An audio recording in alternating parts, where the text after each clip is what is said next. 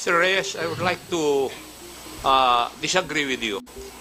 Wala pa naman itong mga batas na ito nung nanalo ng 1, 2, 3, di po ba? Ito Wala na pa po. naman eh. It's the present law kung bakit nanalo yung ating mga competitors na sinasabi mo. Why would you say na hindi naman nanalo kung ipapasa natin itong mga bills na ito? What is your By basis? limiting, nalilimitahan po yung ibang mga shooters Hindi nga natin. nalilimitahan nun. Nanalo na nga sila eh. Ikaw na mismo ang nagsabi. Opo, Oh. yung iba po, meron So, ibig konting... mo sabihin, kailangan natin luwagan. Luwagan lang po natin. Bakit po? Ha? Dahil nalilimitahan po yung mga competitors Hindi, natin. it's limited by law. Bakit po natin luluwagan? What is your logic behind that? Logic Kasi hindi, being... I cannot concur with your statement as a lawmaker. Because I yung cannot. iba po, binibigyan lang po ng permit to carry na with 500 rounds. Nanalo na nga sila with that eh. Yes, sir. Why do you have to loosen the law? For you to win again? Or to maintain. Maintain lang po natin. Yan. Siguro yan. That's why I do not Ilagay lang agree po with your natin. point, Mr. Reyes. Kasi nga po, yung mga nakaraang mga chief PNP po, I'm not mentioning na, napunta po sa chief PNP ang pagbibigay ng permit to carry sa mga sport shooters wherein we do not carry, we merely transport the firearms. Hindi. Ang point ko, Mr. Reyes, with the Opo. present law, nanalo na kayo ng 1, 2, 3. Yun ang sabi mo eh. Opo. Oh, tapos ngayon, luluwagan para magkaroon kayo ng 5,000 na ammunition for one. Kasi limited to 500 according to the law. The 500 is for the transport of the firearm, of the ammunition to the range. Yes. Yung 5,000... That is not enough.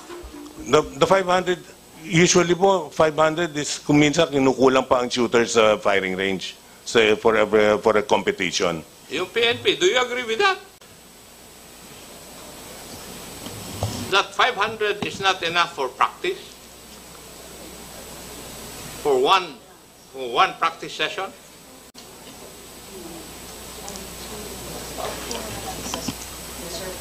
They can replenish it. Under the law, they can replenish? Oh, what's the problem? Opo. Wala palang problema eh. May I know from the resource persons, the manufacturers, the shooters association, is owning a firearm a right or a privilege? Anybody from the, Pinag-uusapan kasi natin ngayong Yes. araw na ito, yung gusto niyo na magkaroon ng firearm, bawat Pilipino na gustong magkaroon ng firearm. Now, let's start sa general principle. Is owning a firearm a right or a privilege? May I ask from the private sector first? who want to answer the query of Congressman Acop? So, Ma'am Gina Angangco, you are recognized. Please answer the query of Congressman Acop, please. Mr. Chair, Congressman Acop, it is a right of every citizen to protect themselves, No, I'm not asking that regardless question. of I'm what we asking use the legally. question whether ownership of a gun is a right or a privilege. Well, since Your we have right to defend that is in ourselves the Constitution. with whatever legal Kindly answer my unit, question then directly, we yes or believe no? it is a right. Wait, ma'am. Please, when the members of this committee is speaking, don't interrupt. I'm Please sorry, wait sir. for I will follow the protocol. Yes, please wait for the members to finish first, and then you can reply. Go ahead, Congressman Acop, please. Is ownership of a gun a right or a privilege? Yes, Mr. Congressman, we believe Yes. No it more. is Yeah. a right. It's okay. Yes. How about you, If Mr. we're Reyes? qualified. It's a right. The open mic. Open mic, Mr. Reyes, please. Very specific yung tanong ko, ownership of a gun. Yes, It's a right? it's a right. Like, Okay. It's almost like owning a car. It's a right to own a Okay. car. Yeah. Kayo po, Madam, Comelec. Attorney James or Attorney Bautista? You can reply to the query. Please answer. In my opinion po, Your Honors, it is a privilege to own a firearm. Thank you. Kayo po. Privilege din po, Your Honor. Doon po sa mga Shooters Association. Paki-turn up yung mic, to the associations of the, Mr. Attorney Gutierrez, you are raising your hand, please. Attorney Rodriguez, Your Honor. Anyway, technically and legally, it is a statutory right. A right granted by law. Okay. You want to ask? Kindly present to me a provision of law that makes it a statutory right, that ownership of a gun is a right. Yes, Your Honor. What provision of law? RA 10591. What provision of 10591 would it state that it is a right? Abogado po kayo, di po ba? Yes, Your Honor. Yes. It's a statutory right, meaning it is granted by It law. is provided for by law. Yes. Nagkaintindihan tayo. Abogado rin po ako eh. Yes, I know. Oh. Kaya nga, what provision of law? Kindly state that provision of law. Kasi sinasabi mo statutory right. I'm asking you, what law grants that statutory right? We'll check on the provision, Your Honor, of the law, and I'll get back here. Yes, hanapin mo lahat Yes. dyan. Wala akong makita. Yes, Your Honor.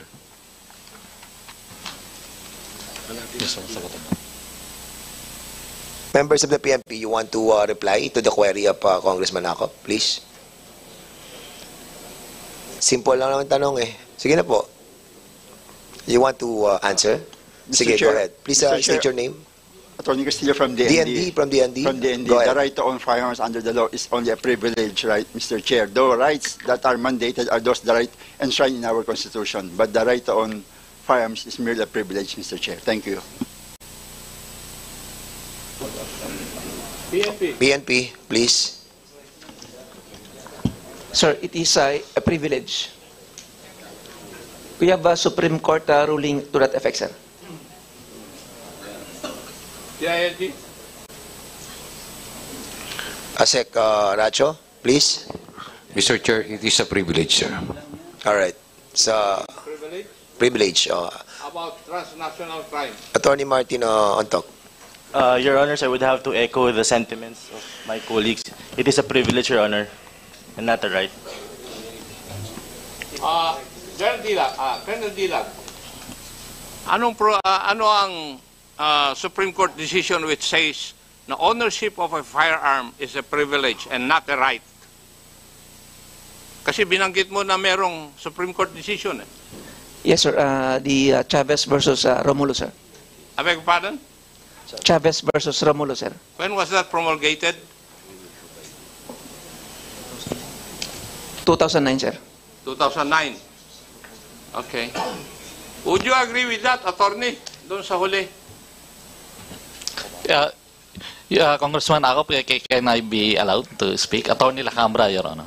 Okay, you are recognized, Attorney We need Lacambra. to distinguish between the two basic rights. Since it's now allowed by the law, it's Ano po now ang considered allowed by law? for the RA Let's be clear about 10591, it Your Honor. kasi very specific yung tanong ko. Yes, Your Honor. Ownership of a gun. It is is it a a- right or privilege? We need to distinguish, Your Honor. Since it's now allowed by law, What do it you is need to a distinguish sa ownership of a gun? it's now a statutory right, Your Honor. Ownership Because- of a gun? Yes, Your Honor. Ano Statutory po ang right. provision?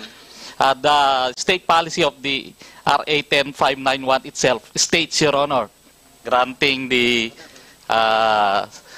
private citizen to the right to own a licensed firearm, Your Honor. Will you It's a please read that statutory provision right. of law na specifies ownership of a gun? Yes, Your Honor. The right to own a gun or right to self-defense ang sinasabi.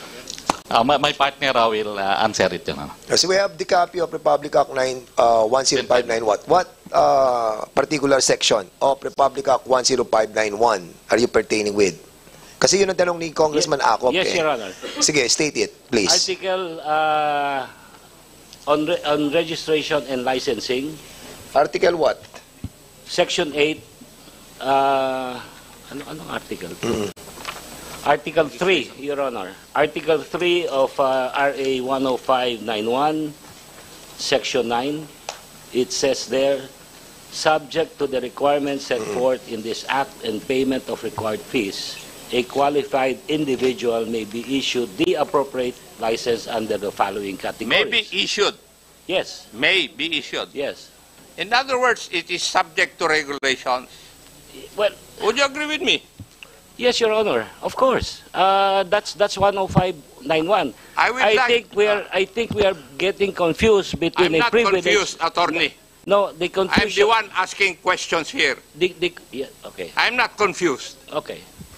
I would like to read also a decision of the Supreme Court I'm familiar entitled with that, Your Acosta Honor. versus Ochoa, date, GR number 2111559, October 15, 2019.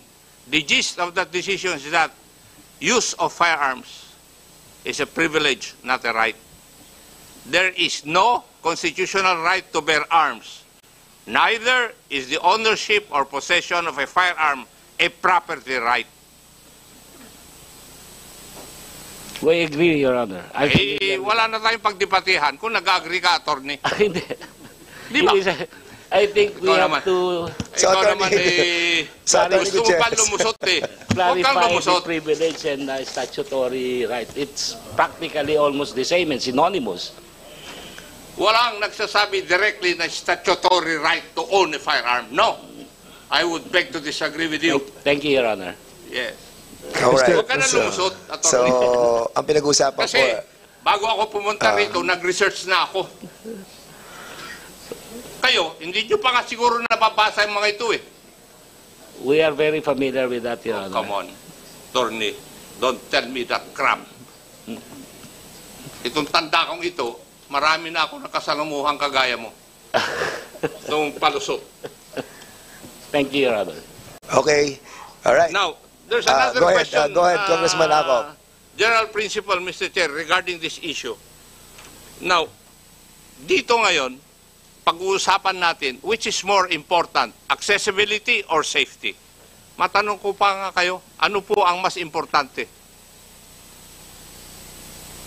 Kasi, if I read the provisions of the bills, ginagawa, mas gusto natin na mas accessible ang firearms at saka ammunitions. Now, which is more paramount? Accessibility to firearms or safety of the people? Okay, resource persons who wanted to answer. Mr. Chair, if I may, DND, please, answer. under the Constitution, Mr. Chair, under the General Welfare Clause, is the safety that's more paramount, Mr. Chair. Thank you. What's your reply, please? Under the General Welfare Clause of the Constitution, it is the safety which is more paramount, paramount. than accessibility, Yes, Mr. Chair. paramount consideration is the safety. Okay. PNP, again. TND. PNP. The population, that comes first. Okay. Nika, you want to answer? Just like with the position of the PNP, sir, safety. So, the ILG, same position? Yes, sir. Safety of the people, And also sir. the national crime? Yes, Mr. Same? Chair. Same. All right.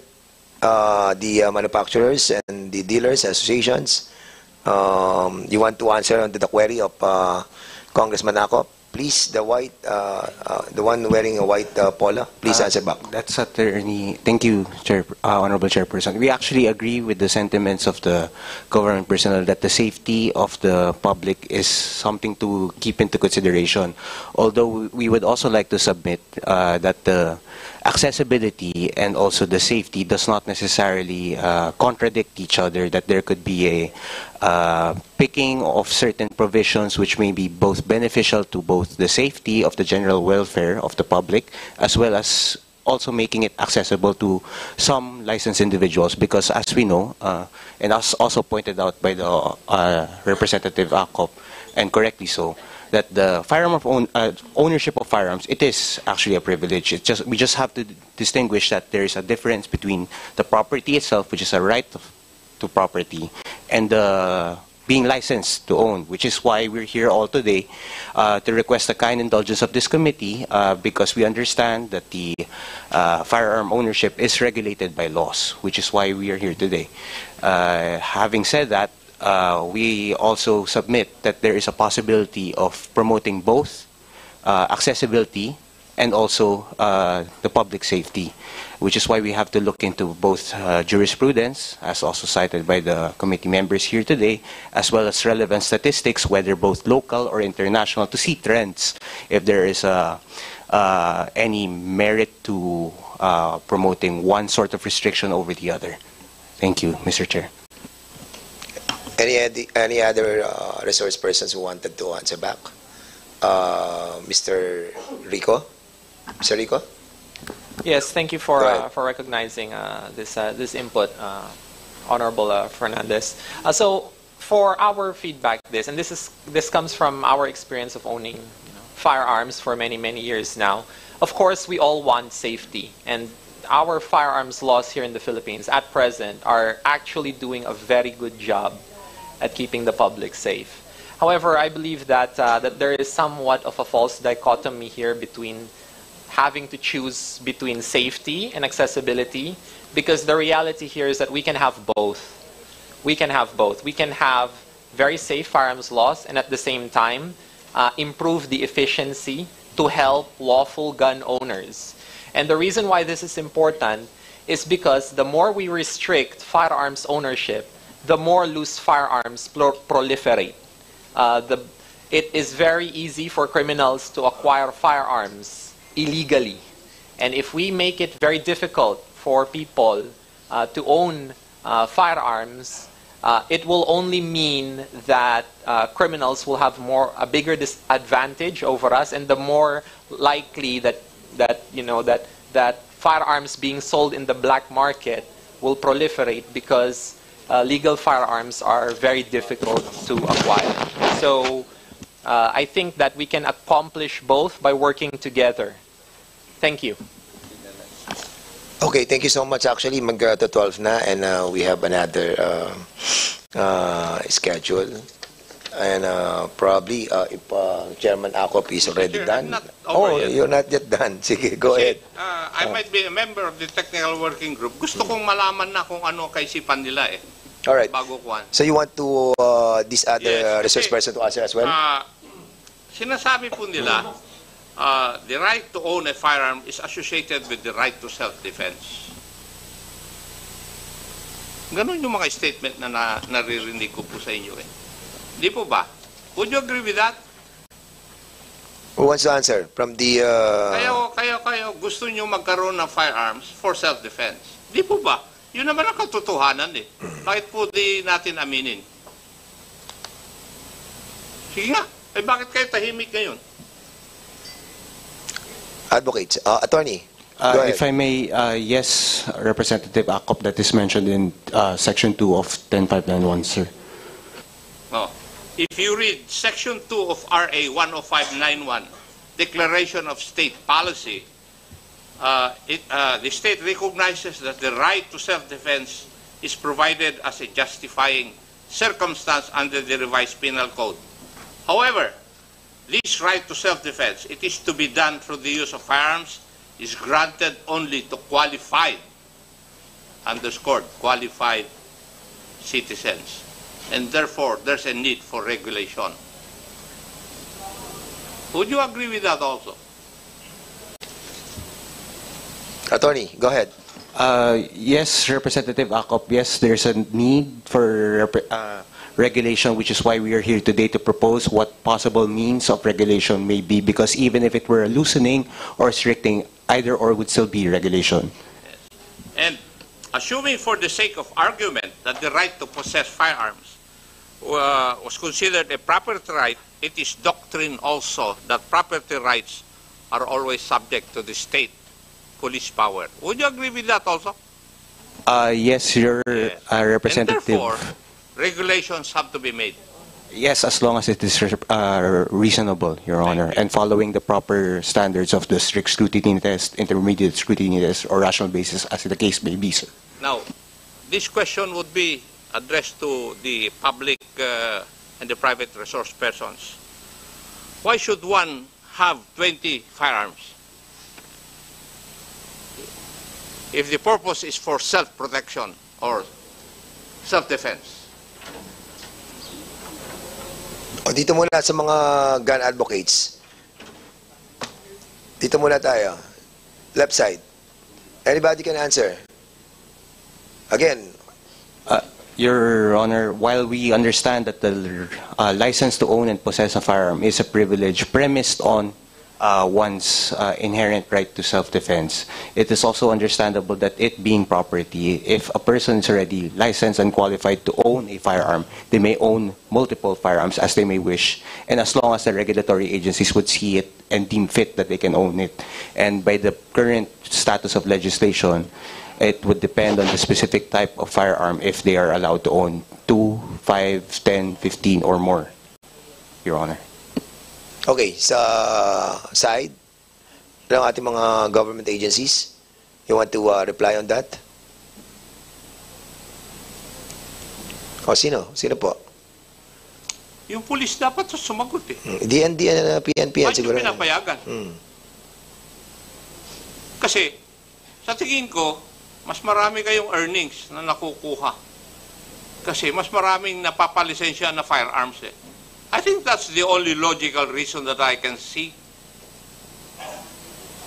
Why would an individual, single individual, need 20 firearms? If he's not a, shall we say, anong tawag na natin po doon, yung collector of firearms. Sige nga. Geraldine, justify.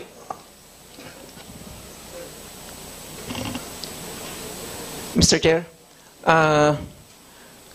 we have gun owners or shooters who likes to compete in every category. Merong pistol, merong revolver, meron din pong rifle. But meron din pong shotgun. Pero meron din po talaga, sir, napansin kami na nangongolekta lang po ng mga various calibers ng firearm. Under the law, meron kayong category ng mga firearms collector eh. Di ba? But you are not answering my question. What is the logic behind an individual owning 20 firearms if he is not a firearms collector?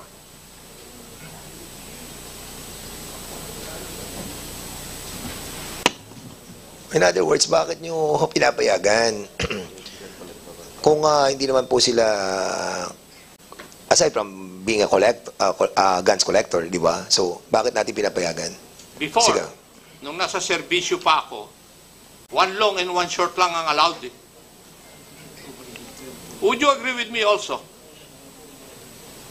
Yes, sir. Yes. One long, one short lang allowed. Nabago na ng mga batas. Now, give me the logic why an individual person would be allowed to possess 15, 20 firearms. Bakit?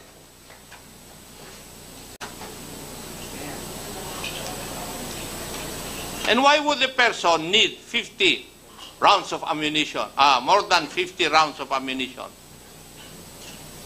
Except for those firearm, shall we say, involved in sports.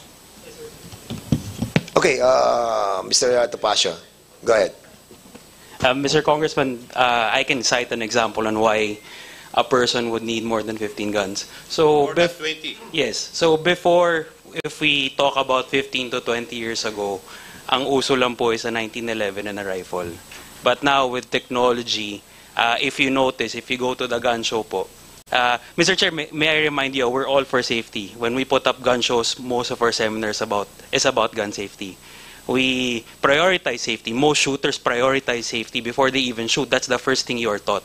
So, with regards to a person owning 20 guns, it's different for every scenario. For example, I'm a sports shooter. If I get into a category, let's say for example, pistol caliber carbine, when I compete, I don't buy one gun. I buy two. So dalawa na kagad yun. I also buy, for every category that I compete with, I need 2 guns, especially if I'm serious, if I want to compete. Because pag nasira ang isa, I have no time to repair or replace. And another po, with regards naman po to self-defense, dati po lahat full-size pistol. Now we have a full-size, you have a subcompact, you have a compact, you have a micro pistol. So you have 4 different sizes already for pistols. And as time goes by, every now and then, a person would buy a new gun because masyado na malaki yung baril ko. I used to carry a full size, but as I am getting older, I would want something more compact. Dati, all steel ang baril ko. Now I want a polymer pistol. So that's one of the reasons why people have more than 15 or 20 guns. Because there are times that I have to buy 2 guns for competition, and at the same time, if I have a permit to carry, I have the option now because I bought a compact, a subcompact, or a micro pistol, or a full-size pistol. So that's probably, Your Honor, kung one of the reasons why people need 15 or 20 guns. They can be competing. There's new technology. There are even pistols right now that are foldable. I don't want to carry a pistol in my bag kasi sumasabit siya. So there's a foldable Glock pistol now that's available in the market. And there's a smaller revolver that's smaller than a micro pistol. So every person who are qualified to purchase a firearm, every person who has an LTOP has the option to buy these guns. And as long as they can pay, as long as they can register their firearms, as long as they comply with all the legal requirements that 10591 and the PNP set, as long as they are able to renew their firearms every time, there's nothing wrong with that. Kasi at the end of the day po, Mr. Chair, from our perspective po, we'd prefer po kasi na okay na marami ka, basta rinirehistro mo, basta rini-renew mo. As long as we have the data kung nasaan yung mga baril mo, we're fine with that. Kasi, believe it or not, Mr. Chair, we are one of the most strict when it comes to issuing licenses. Doon po tayo magdidebate na, Mr. Topacio. Yeah.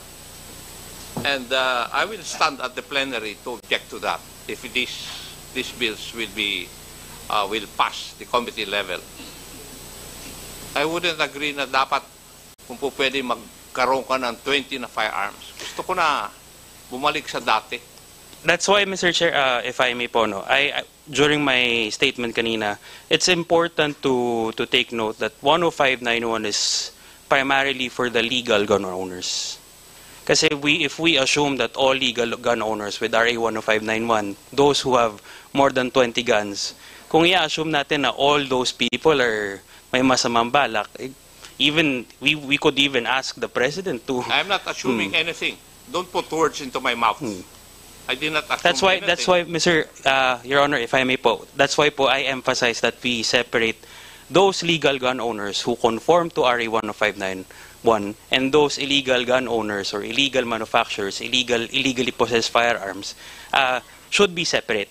Because what we want, why we support these amendments is because aside from the industry that it supports and the economic impact that it has, it also alleviates the problems that gun owners have been experiencing for the past how many years? Because this bill was passed 2014, and we have had IRRs that have overreached already, and that's why we're correcting it now, and that's why we support po yung amendments po. Could you please give me an example where an IRR provision has overreached? So, a perfect example, Your Honor, in your law, RA 10591, I'll give you an example po na ngayon po. It's sort of an issue sa industry. We have a provision in RA 10591 that allows every gun owner to own 7.62 by 39 and below. As of now, only 223s are being licensed. 7.62s haven't been allowed for the longest time. Because there was a restriction set by the previous administration na bawal nga po ang mga calibers na to. But in your law, it is stipulated that it is allowed. But in your IRR, I think they... 5.6. Yeah, pinagbawalan na po siya. But I think, Your Honor, 223s pinapayagan na po ngayon, but the rest of the calibers until now hindi pa rin po. PNP, would that be true? Yes, sir. Yes. Yes, sir. May know the basis of the PNP. Why you are not following the law?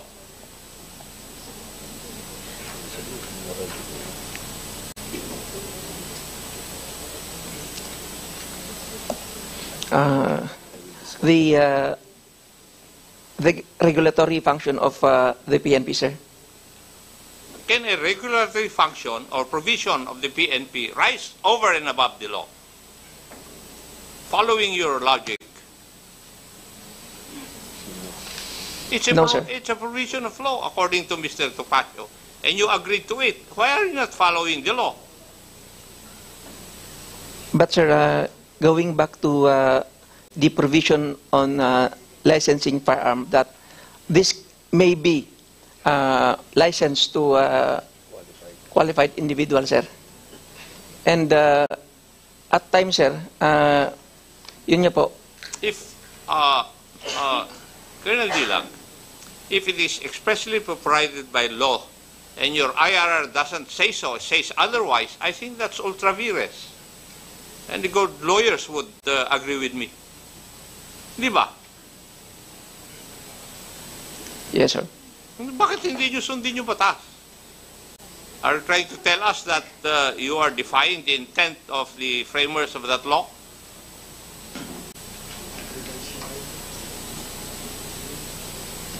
Yung sinabi ni Mr. Topacio. We'll look into it, sir.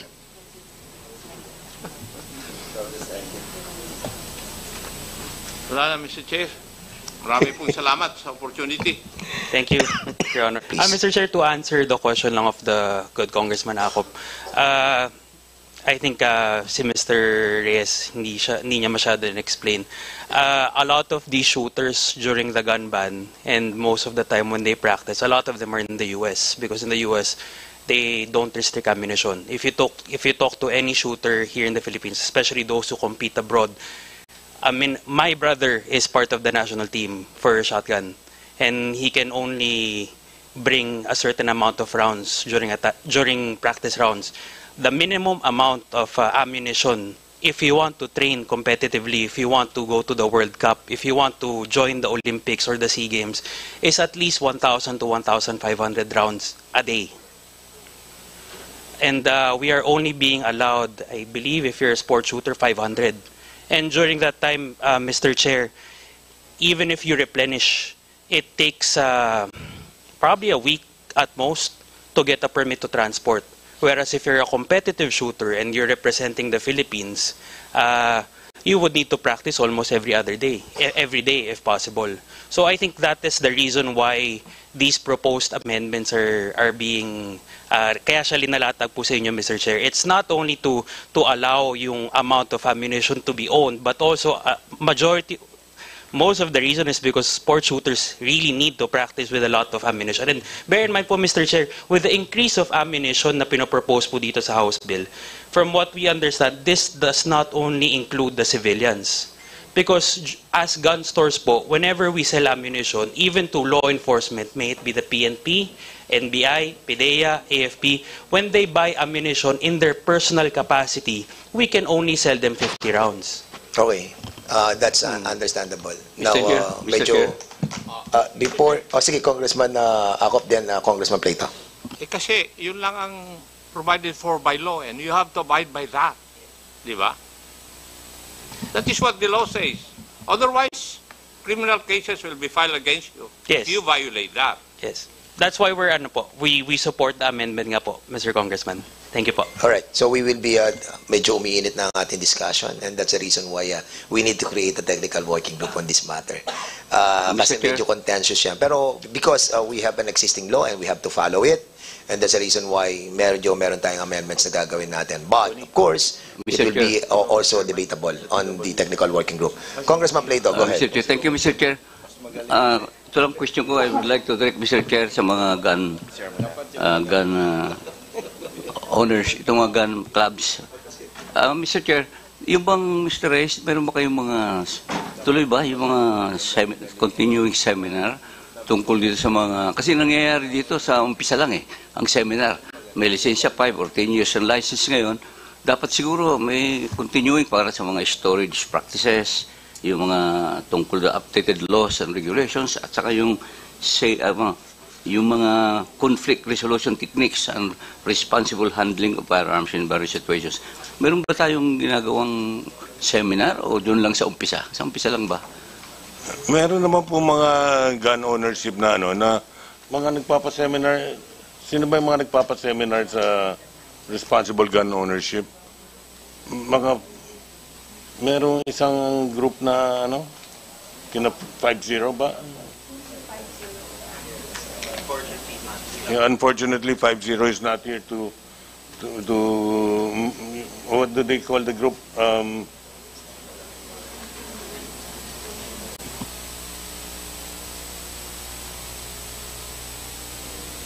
Mr. Chair, may I? Ma'am, you are now recognized, please. Sir, before one can get a license to own and possess firearm, they have to go through a gun safety seminar. Yeah, of course. However, along the way, many of the firearm dealers and those also who conduct shooting ranges have classes very often, which the enthusiasts are free to join, whether they want to learn more about how to properly shoot or more also on proper maintenance and law, following the law regarding the firearms and ammunition that they have. Okay, thank you, Sir Chair. Okay, salamat po. So we'll be proceeding to the next resource person from Mr. Charles Khalid S. Rico.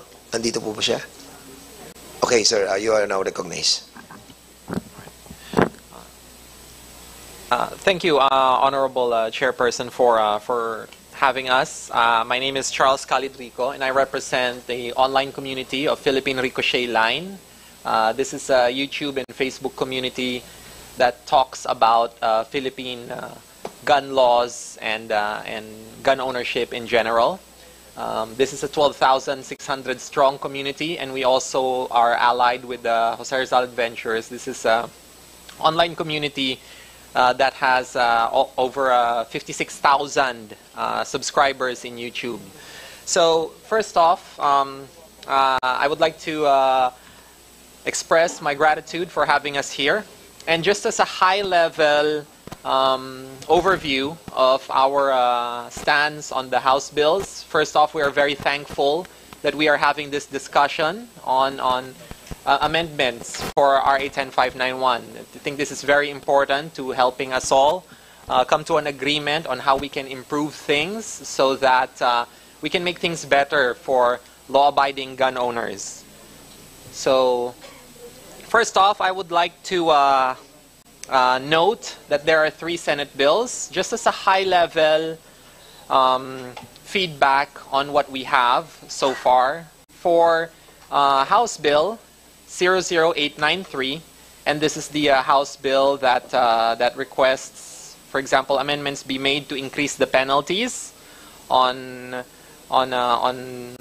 notification of lost firearms and on notification of address changes. We would like to express our reservations and even opposition to this, and we believe that we want to incentivize reporting of lost firearms and not to penalize it. So if we are to make sure that people report their lost firearms or change in addresses, we want to make it easy for them to report these things and not to punish them for it. This is very important because a lot of fellow Filipinos here, us here in Metro Manila, it's easy to do these reports. But if you're in the provinces, it's very hard. And for OFWs especially, this is also very difficult. So we would like to request that that we do not have these changes, because one thing that we also like to point out is that 100,000 is very excessive. Some firearms only cost 10,000, and then you're penalizing them 100,000 for its loss. So I think that's very unfair. So for the next one, we have House Bill 9718, which in summary limits the ownership of Type 5 licensed gun owners to just 20 firearms, and everything else is to be surrendered to the PNP FEO. We would also like to express our reservations, even opposition to this bill, to this House bill, because with all due respect to this proposal by Brother Eddie Villanueva, this is practically legalized confiscation of hard-earned property. This is, well, pardon the term, legalized theft, and would be very unfair to people who own more than 20 firearms for you to just simply surrender it to authorities without any compensation whatsoever. I think that if we are to ever require something like that, there should be compensation at the very least, but even so, if that is the case, where are we going to get the budget for it? I would rather have that budget be spent on infrastructure and healthcare and education rather than on buying properties in excess of 20 firearms. You know, firearms owned by people who own more than 20 firearms. So I think this is unfair to those to Type 5 license owners. Another thing is that we would like to express our opposition as well to the requirement that we only limit firearms ownership to 50 rounds. This is also unfair to a lot of people who live in the provinces because they have to travel very far just to get 50 rounds. And you're going to go through those 50 rounds in a day, especially if nakatira ka, for example, sa Batanes, ano?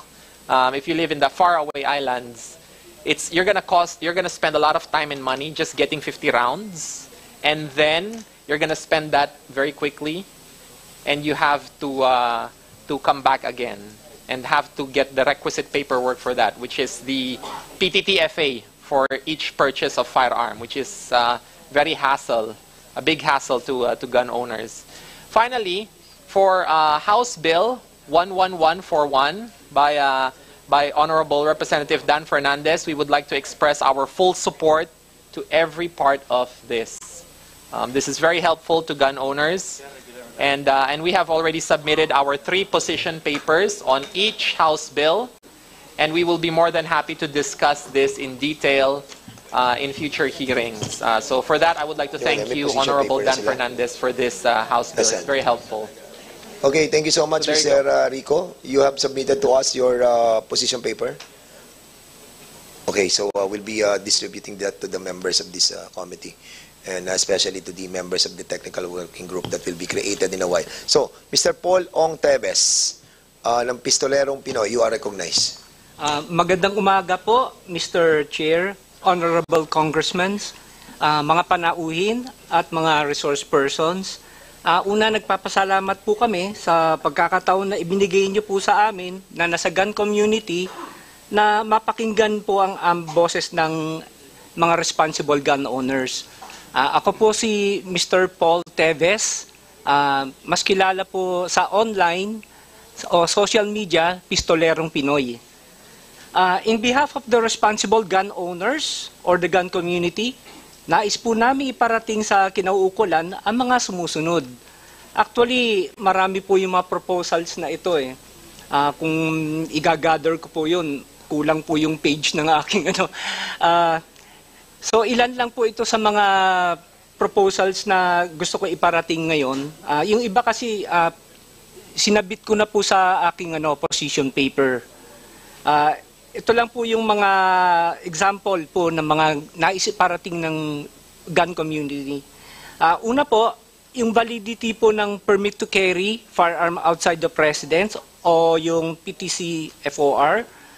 Sa kasalukuyan po kasi nasa 2 taon lang po tayo, 2 years ano po. Ang gusto po namin o proposal po namin, gawin man lang po ito na 5 years. 5 years po, pero sana hindi po yung excess yung fee.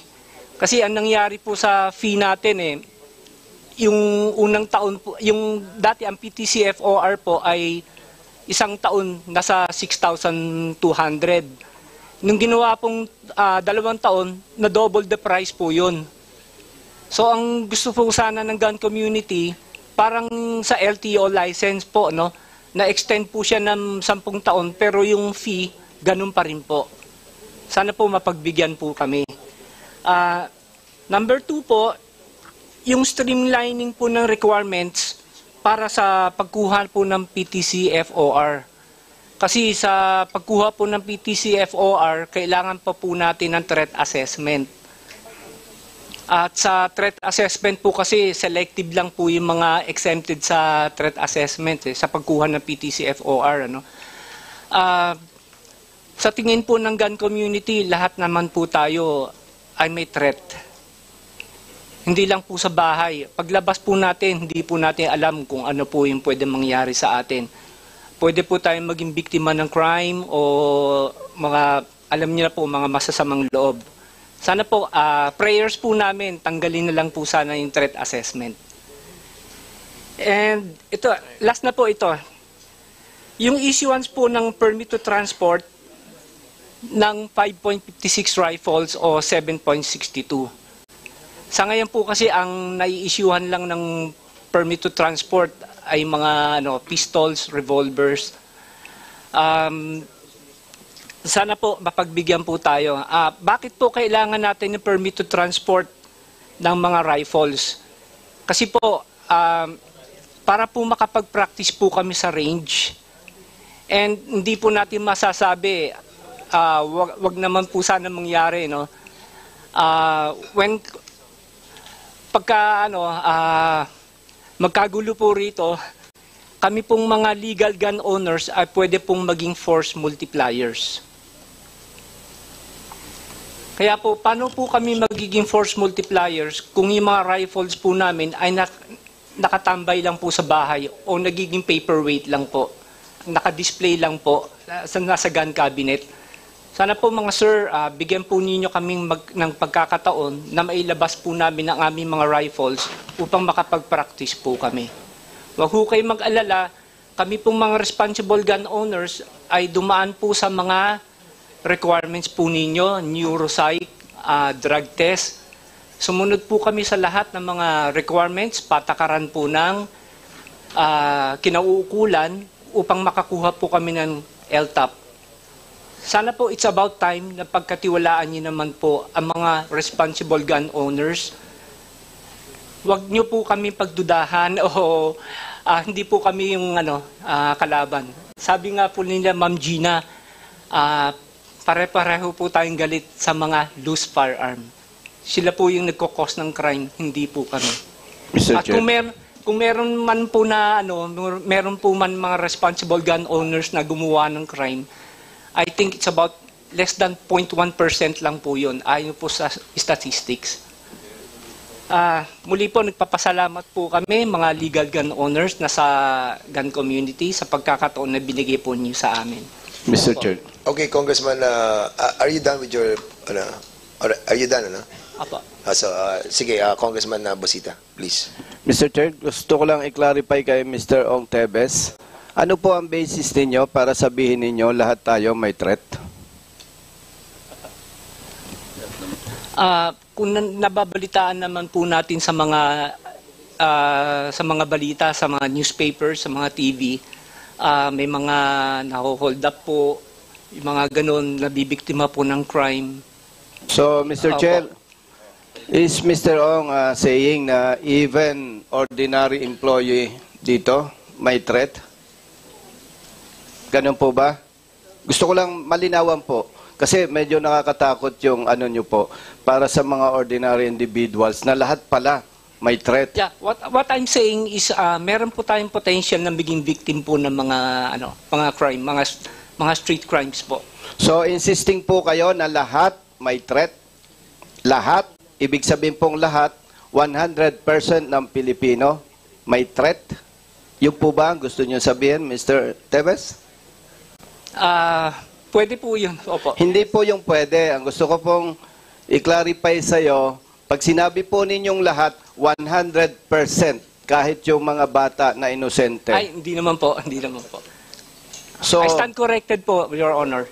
Paki-correct po ninyo kasi hindi po tama yon na parang sobrang gulo na sa Pilipinas. Ay, hindi naman po. Hindi po yung ibig kong sabihin, Your Honor. Pwede po ba, Mr. Chair, na ma-strike out yung kanya statement yes na po, lahat opo. may threat? Right, so there's a motion to strike out that Thank you po, Congressman portion of your Busita. Thank you po. position. Mr. Chair, Yes, Congressman Ako, please. point of order. I think the resource person is willing to withdraw from his former statement. So there's no need for us to come up with a motion to strike out the statement. Opo, of the opo. I stand gentleman. corrected po. Sorry po. Okay, so we'll be striking that out. The COMSEC is hereby directed to strike that portion of his statement.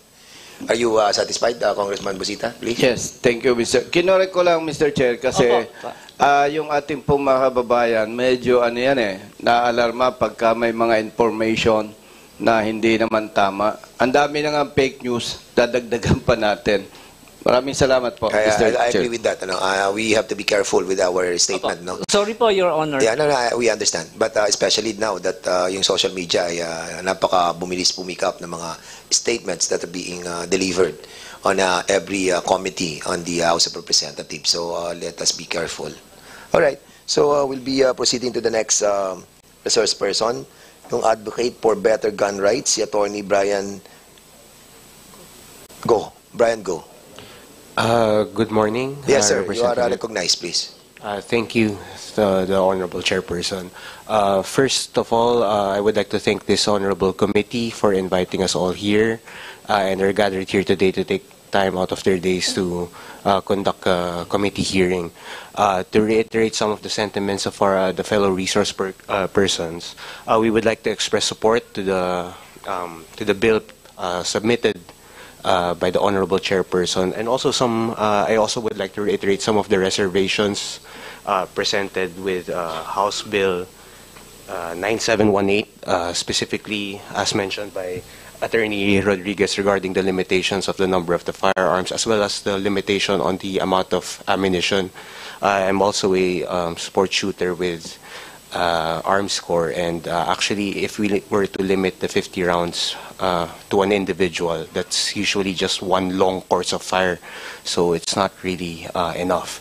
I understand that I also was able to submit a position paper to this honorable committee, to which I attached my Juris Doctor thesis, which with the help of the PNP, recognizing the presence of Police Lieutenant Colonel Tadeo, the Chief Legal Officer of the PNP, who aided me in that research and was most instrumental in submitting that. I've also attached that to my position paper for the consideration of this honorable committee, and I'm also honored to be able to discuss some of those matters tackled there regarding proposed amendments and whatever comments we may have at the most opportune time. Thank you. Thank you so much. We'll be proceeding to the next resource person, Filipino Responsible Shooters Association Incorporated, headed by Raymond Alan O. Santos. You are now recognized. Maraming salamat po, Mr. Chair. House Bill number 9718, aralin po natin maigi, masyadong mabigat po yung penalties na ipinapataw po dito, at lubos po naming sinusuportahan ang House Bill number 1141. Lalong higit po yung pagpapalawig ng permit to transport sa aming mga sport shooters. Dagdagan po sana natin kahit ilang buwan, dahil pag outside the region, alam na po natin yon, may certain na bilang ng araw, kapos na kapos po yung bilang nito, at from 50 rounds ay ang prayer po natin ay maging 500 lamang po, maging makatotohanan, pagkat kung 50 lamang po ang madadala namin, paano po kami makakapag-practice noon? So bilang sport shooters, maraming salamat, Mr. Chair, at magsasubmit na lang po kami ng position paper namin. Maraming salamat po. Okay, last. Okay, huli na po. Si Captain Norman Pabia ng 7th Marine Brigade Reserve. Andito ba siya? Okay, sir, you are recognized. Thank you very much, Mr. Chairman. And to the members of the honorable members of this committee. We support the amendments to the current gun laws of the Philippines to make it relevant to the current times and situation of the country. But we also, although we support, we also would like to state our objection and some some of the provisions of the proposed bills. We will just submit our position papers on this, and maybe we can add some inputs during the technical working group. Thank you. Okay, thank you so much. All right, so any other person or resource persons who have been invited to, who wanted to give their position paper, and reminding all those who have been invited na i-expedite po nyo yung pagpapadala ng inyong pong mga posisyon sa isyong ito. And now we will be proceeding. Mr. Chair. Yes, Congressman Sergio Dagoc, you are recognized. Thank you, Mr. Chair. Before I forgot, mahirap kasi yung medyo may edad na Mr. Chair, madaling makalimot. I would just like to 86. I would just like to request, Mr. Chair, si Mr. Topacio ba yung nagsabi na they need 1,500 rounds a day? So, for purposes of discussion in the technical working group, we would like to request Mr. Topacio to submit position paper or undertaking that will confirm that really the shooters competing here or international competition needs 1,500 rounds a day. Mr. Congressman, we're more than happy to get our shooters to sign an undertaking stating that they need 1,000 rounds a day. Thank you. All right. So, okay. Any other members who wanted to? Okay. Chairman Acop, now you are recognized. Thank you, Mr. Chair.